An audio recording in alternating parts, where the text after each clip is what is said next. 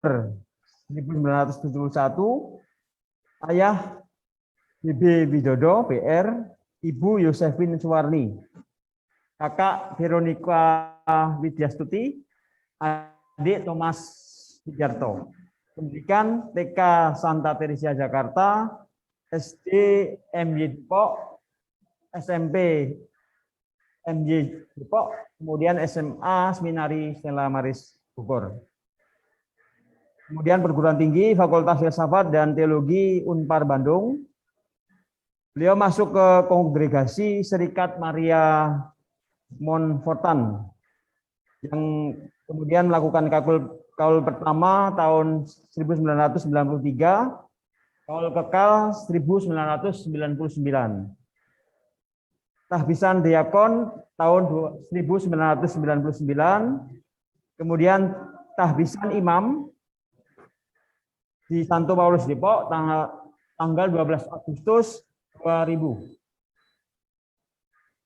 Riwayat penugasan 99 sampai 2005, pastoral kategorial Sintang Kalimantan Barat 2005 sampai 2008, paroki Santo Martinus Banua Martinus Kalimantan Barat. Kemudian 2008-2010 beliau bertugas di paroki Hati Maria Tak Bernoda, Putu Sibau, Kalimantan Barat. Tahun 2011 sampai 2012, tahun sabatikal New Manila, Filipina. 2013 sampai 2015, pastoral kategorial Sintang Kalimantan Barat. Kemudian tahun 2015 sampai 2019, Our Lady of Star Mountain Paris Kabubil, Papua Nugini. 2019 sampai sekarang bertugas di Saint Martin Forest Paris Morata Port Moresby, Papua Nugini. Untuk waktu kurang lebih 15 menit diberikan kepada Romo Koko. Silakan Romo. Selamat malam semuanya. Malam Romo. Selamat malam. Selamat malam Romo. Selamat malam. Ya, rupanya ini gambarnya nggak terlalu lancar di Port Moresby, rupanya nggak terlalu baik. Nggak apa-apa. Pertama-tama saya ucapkan terima kasih banyak untuk Pastor Paroki, Romo Anton, Romo Berto, dan Romo Alphonse. Selamat pesta untuk Paroki Santo Paulus Depok, dan juga terima kasih banyak untuk panitia ulang tahun paroki yang sudah capek-capek menghubungi saya jauh-jauh hari.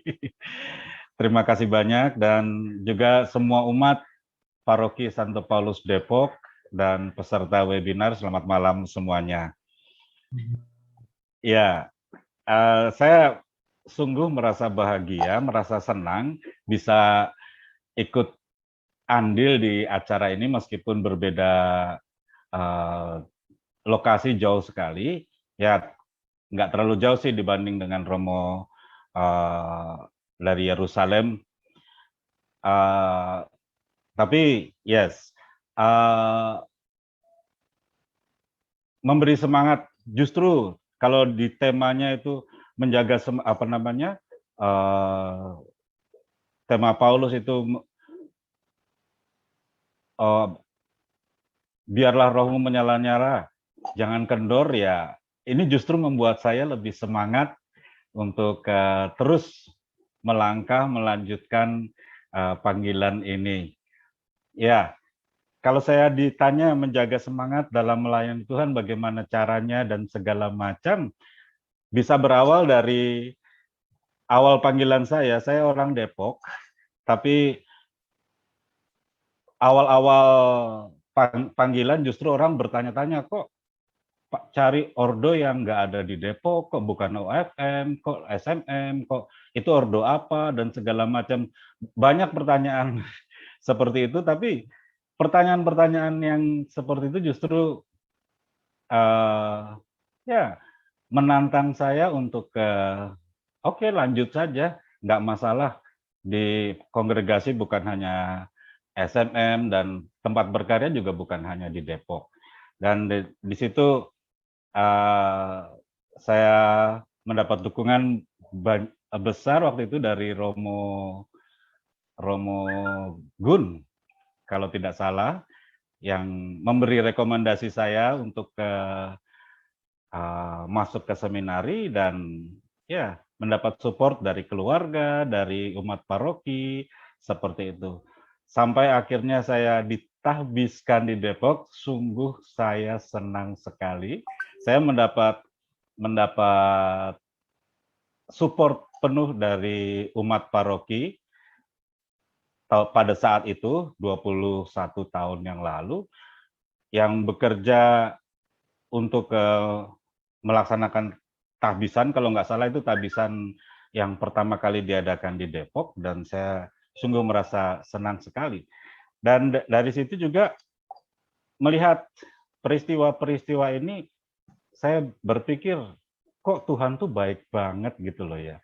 Membuat segala sesuatu semua dilancarkan, meskipun begitu banyak pertanyaan, begitu banyak tantangan, tapi semua berjalan di luar dugaan kita, di luar dugaan saya.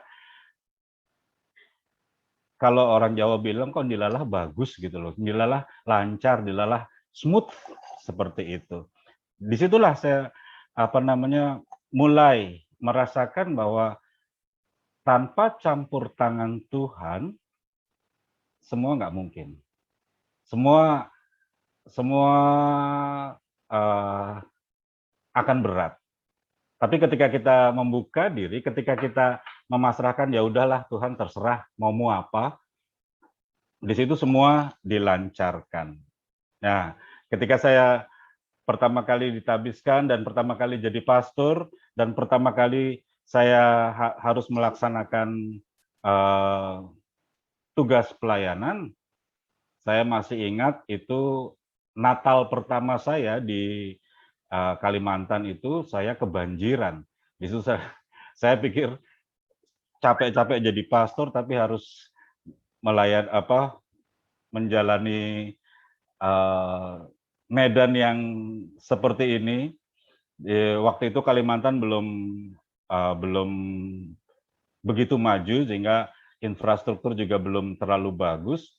Jalanan masih banyak yang becek dan segala macam. Akhirnya ya apa boleh buat, saya harus menyelamatkan alat-alat misa saya waktu banjir sepinggang, dan itu tidak akan pernah saya lupakan. Di situ saya lihat kok banyak juga orang yang menolong dan segala macam.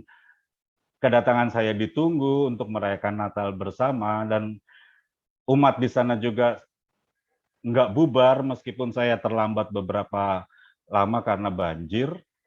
Dan disitulah saya merasakan kalau orang lihat bibit-bibit panggilan, kalau saya melihat itu pupuk panggilan ketika orang lain mau menguatkan dan segala macam di situ. Ya,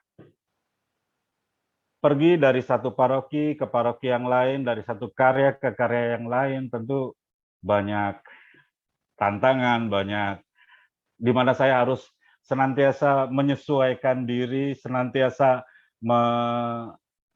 belajar beradaptasi dengan situasi yang baru. Itu bukan satu yang mudah ketika harus menjalani semua itu. Apalagi ketika kongregasi meminta saya, kamu berangkat ke Papua Nugini. Di dalam pikiran saya,